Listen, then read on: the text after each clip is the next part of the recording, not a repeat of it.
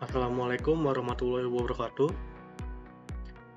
Nama saya Agung Kucoro dari Sistem Informasi SP241 dengan NIM 2024-0211-0012. Di sini saya akan mempresentasikan simulasi antrian pembelian obat di apotik menggunakan program QU Vivo dalam bahasa Java.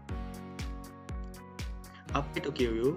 QU atau antrian adalah struktur data yang menyimpan data secara berurutan dan mengikuti prinsip Vivo first in first out. Artinya data yang pertama dimasukkan akan menjadi data yang pertama dikeluarkan. Ciri-ciri QU. Pertama, Vivo first in dan first out. Elemen yang masuk duluan akan keluar duluan. Kedua, operasi utama. NQU menambahkan elemen ke bagian belakang antrian. DQU menghapus elemen dari bagian depan antrian. Dan yang ketiga, elemen hanya bisa ditambahkan dari belakang atau rear dan dihapus dari depan atau front. Seperti kasusnya, dampak penggunaan QU, penggunaan QU atau antrian Vivo dalam sistem pembelian obat di apotik sangat berpengaruh terhadap kelancaran dan keadilan pelayanan. Dengan QU, urutan pasien tertata otomatis. Petugas tidak perlu mencari siapa yang datang duluan, cukup melayani dari depan antrian, lalu lanjut ke berikutnya. Apa dampaknya jika tanpa QU? Pasien bingung siapa yang duluan. Petugas bisa keliru melayani pasien yang datang belakangan, waktu pelayanan jadi lebih lama, karena harus mencari manual siapa yang berikutnya. Berikut chartnya. Pertama dari start. Setelah itu input data diri berupa nama dan jenis obat yang akan dipesan. Setelah itu pilih jenis pembayaran, apakah pembayaran menggunakan dana pribadi atau menggunakan BPJS. Setelah itu, apakah obat ingin diantar ke rumah atau tidak? Jika ya, input alamat, jika tidak, tambahkan ke antrian. Setelah itu, obat dikirim dan selesai. Ini merupakan source code-nya dari simulasi antrian pembelian obat di apotik, akan diperjelas lebih lanjut setelah ini. Lalu ini output-nya, yang dihasilkan berupa GUI, ada nama pasien, obat yang dipesan, jenis pembayaran, antar ke rumah, alamat rumah, lalu setelah itu ditambah antrian, dan akan muncul sebagai daftar antrian berikut. Ini merupakan codingan dari apotik, antrian apotik. Yang pertama ada import query yang berguna untuk mengimport query yang dibutuhkan, seperti untuk membuat tampilan GUI untuk struktur data antrian. Lalu di bagian sini untuk mendeklarasikan kelas dan komponen GUI, merupakan kelas utama antrian apotik yang merupakan jadilah utama jadi GFrame. Di dalamnya ada beberapa komponen dari preferred text field, nama field, object field, alamat field. Ini tuh berguna untuk input nama pasien, nama obat, jenis pembayaran, dan alamat rumah. Lalu QU yang digunakan ini untuk menyimpan data antrian pasien. Di bagian set tile, antrian pembelian obat di apotik, ini merupakan judul dan ukuran window.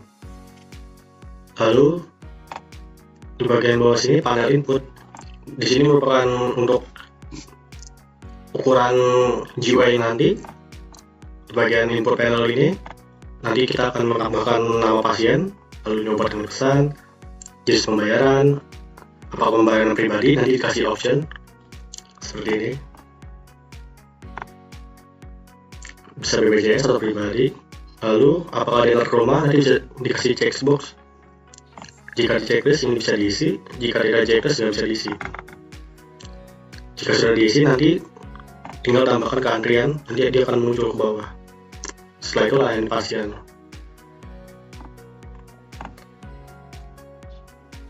Untuk tambahkan antrian dan layani pasien ada di bagian sini, J button.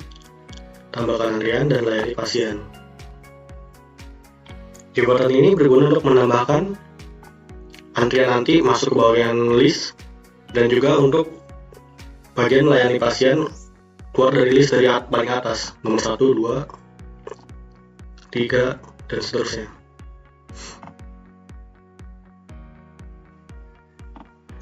Lalu di bagian area tampilan ini berguna untuk menampilkan daftar pasien yang sedang mengantri.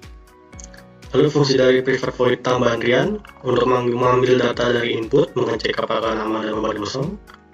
Jika memilih antar, cek apakah alamatnya diisi. Lalu buat objek pasien dan tambahkan ke QU, bersihkan form input, dan panggil fungsi tampilkan antrian.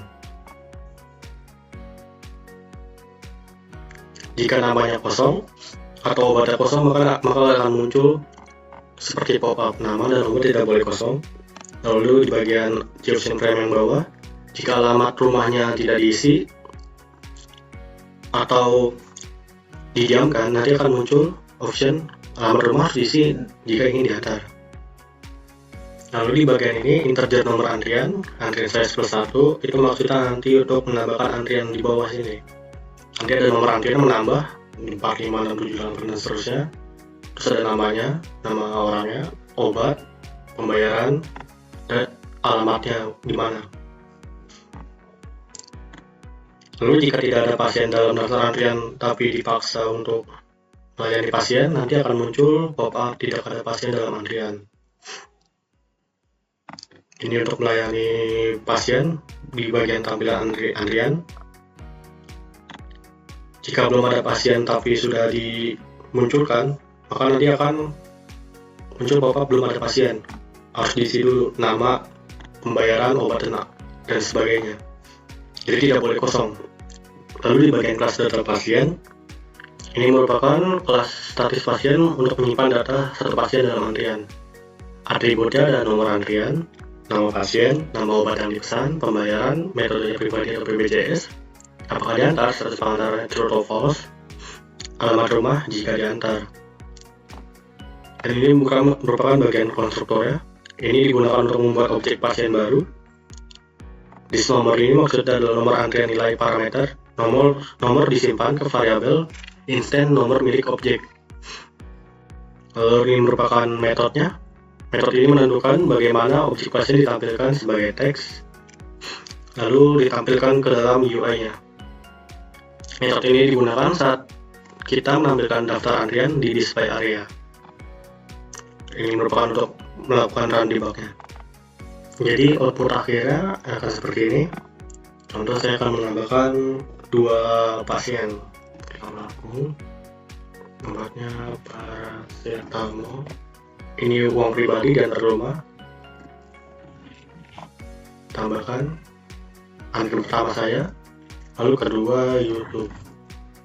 Obatnya contoh aja obat asam lambung. Dia menggunakan BPJS dan rumah. Jika di bagian tombol yang dipencet, maka yang dilayani duluan adalah saya, karena saya antrian pertama. Lalu yang kedua baru Yusuf. Jika dipaksakan, tidak ada pasien dalam antrian. Harus diisi dulu. Tidak boleh dilakukan ini. Jadi sekian dari antrian apotik Java ini. Terima kasih. Wassalamualaikum warahmatullahi wabarakatuh.